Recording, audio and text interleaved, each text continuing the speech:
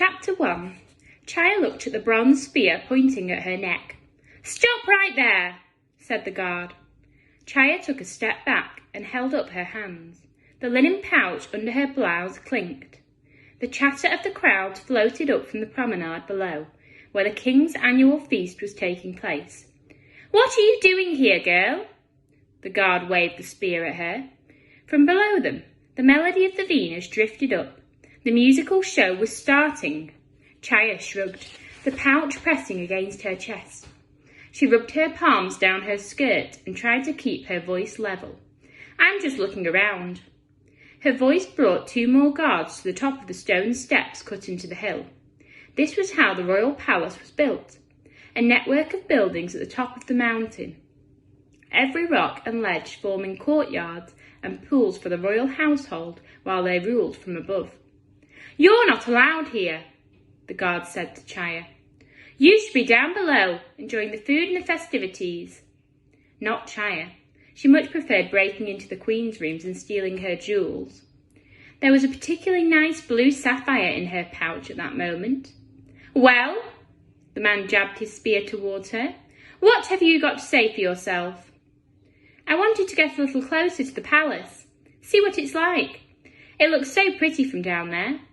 She pointed in the direction of her village and made her face go all wistful. The guard sighed. "Fine, just make sure you don't do it again." He put down his spear. "Anything past the lion's entrance is strictly out of bounds to the public." Chaya looked back and nodded meekly, as if noticing the giant lion statue for the first time, even though it could be seen from villages miles away. The stone stairway carved between the crouching lion's paws led into the complex of buildings that made up the inner palace. "Come on now." The guard gripped her arm, making her wince. He pulled her to the cobbled walkway, sloping downwards towards the celebrations below. "I don't want to see you here again." The queen's jewels jangled in her pouch. There were sapphires, tourmalines and star rubies, set in heavy, shiny gold. How many jewels did one person need anyway? And these were just the ones from the drawer in the rosewood table by the bed.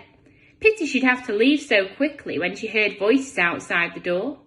And then to be seen when she was halfway down to the promenade was just bad luck. She shrugged herself free of the guard and set off, her arms stinging from where his fingers had pinched her. In spite of everything, Chaya found herself gasping at the view from up there. The kingdom of Serendib spread out around her as far as the eye could see. Thick green forests and strips of silver rivers, and the king's city below, and clusters of little villages beyond. But she wasn't ready to leave yet. Chaya paused near a tamarind tree and pretended to look up at the monkeys on it. Dappled sunshine prickled her face as she looked at the guard out of the corner of her eye. He had stopped walking, but was still watching her. She heard him swear loudly. "What are you doing now? Get out, girl, before I come and give you a thrashing." The sensible thing to do was to get out of there as fast as she could, but the queen's rooms were calling out to her. It was as if she could hear their whisper, right there in the warm sun, the softness of the velvet rugs, the gauzy bed curtains dancing in the breeze, and the promise of more riches within the ebony and teak cabinets. Suddenly, a commotion came from above her, near the queen's quarters. She heard shouting and the sound of people running. Chaya thought back quickly. Had she forgotten to close the drawer in her rush? She sneaked a quick look over her shoulder to see a figure running down the cobbled path behind her. It really was time to get out. Chaya carried on walking as casually as she could, her heart hammered at the sounds behind her. She was just passing under the lion's stone when she heard a yell. "Hey, you!" Chaya sped up, her bare feet scorched by the cobbles. "Hey, I need to talk to you, girl." She had to get away fast, or everything would be over. Her feet slapped harder on the path, and her breath came out in puffs. There was a scuffle of hurrying feet behind her. Chaya hitched up her skirt and raced down the path. The sound of thundering feet chased her, heavy sandals pounding on cobbles. She pulled up with a jolt when she saw the row of guards racing towards her from below. She turned and ran blindly sideways, springing up some steps into the Queen's prayer hall, and threading through its granite columns. Spears